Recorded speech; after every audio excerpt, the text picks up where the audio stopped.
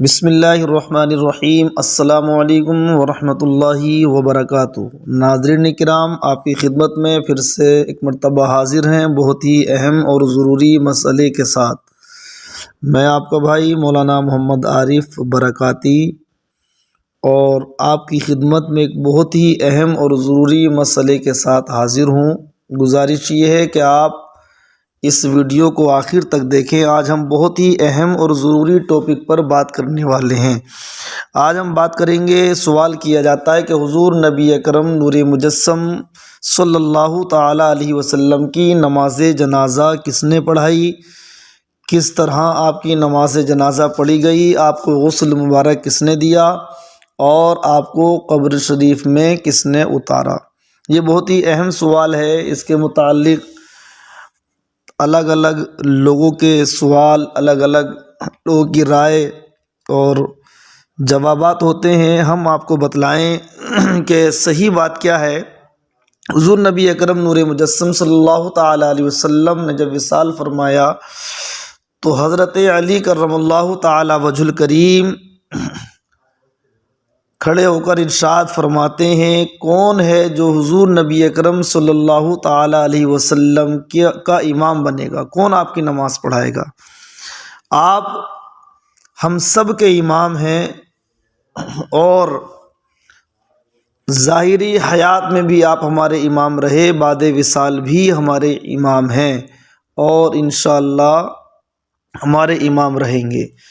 تو علماء کرام فرماتے ہیں، خاص کر فتاوی رضویہ شریف کی 4 جلد میں امام عشق و محبت اعلیٰ حضرت عظیم البرکت نے لکھا ہے کہ آپ کی نماز جنازہ معروف نہ ہوئی، بلکہ آپ کی نماز جنازہ تھوڑے تھوڑے لوگ آتے رہے اور آپ ہی کے حجرے میں آ کر آپ پر صلاۃ و سلام پڑھ کر، درود پڑھ کر واپس ہوتے رہے۔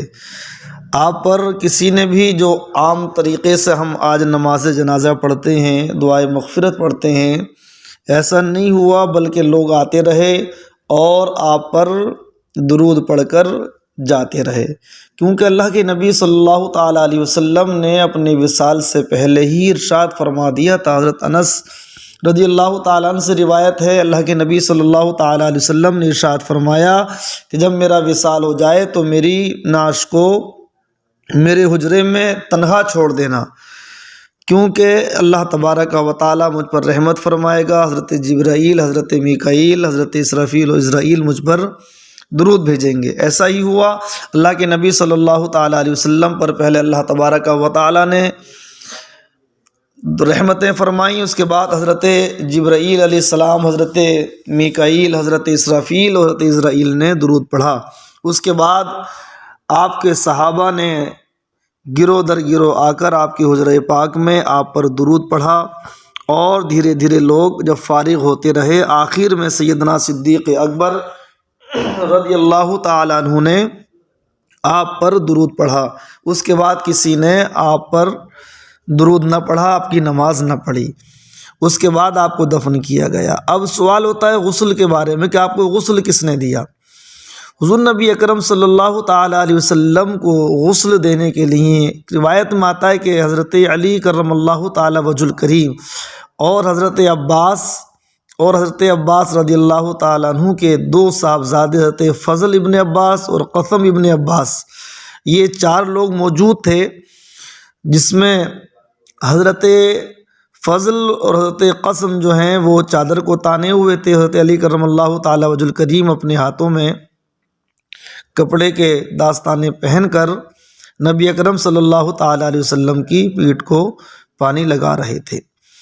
مدارج النبوہ کے اندر جلد 2 میں صفحہ 744 میں یہ لکھا گیا کہ حضرت علی کرم اللہ تعالیٰ وجہ الکریم، حضرت عباس اور حضرت قسم ابن عباس اور فضل ابن عباس اس وقت موجود تھے، اور آپ صلی اللہ تعالیٰ علیہ وسلم کو قبر میں اتارنے والے صحیح قول یہ ہے کہ حضرت علی مرتضیٰ رضی اللہ تعالیٰ عنہ، حضرت عباس، حضرت فضل ابن عباس اور قسم ابن عباس ہیں، جنہوں نے حضور نبی اکرم صلی اللہ تعالیٰ علیہ وسلم کو قبر انور میں رکھا۔ یہ بھی مدارج النبوہ کے اندر 2 جلد میں صفحہ 751 پر اور اسلامی حیرت انگیز معلومات میں بھی اسی کو لکھا گیا ہے۔ علی رضی اللہ تعالیٰ عنہ، حضرت عباس اور حضرت فضل اور حضرت قاسم ابن عباس رضی اللہ تعالیٰ عنہم۔ تو برادران اسلام، ناظرین کرام، یہ بہت ہی اہم اور ضروری معلومات ہے۔ آج ہر مسلمان کو، ہر امتی کو یہ معلوم ہونا چاہیے کہ ہم جس نبی سے بے پناہ محبت کرتے ہیں، بے پناہ پیار کرتے ہیں، اس نبی کا جنازہ کس طرح پڑھا گیا، ان کو قبر انور میں کس طرح رکھا گیا، ان کو غسل کون سے خوش نصیب صحابی نے دیا۔ جب اللہ کے نبی صلی اللہ تعالی علیہ وسلم کا وصال پاک ہوا تو مدینہ منورہ کے اندر حالت یہ تھی جیسے کہ قیامت قائم ہو گئی، اور امیر المومنین حضرت عمر رضی اللہ تعالیٰ عنہ کی تو حالت یہ تھی کہ آپ ہاتھ میں تلوار لیے، ننگی تلوار لیے ہوئے تھے، اور کہتے تھے کون کہتا ہے کہ اللہ کے نبی وصال کر گئے، میں دیکھتا ہوں کون کہتا ہے۔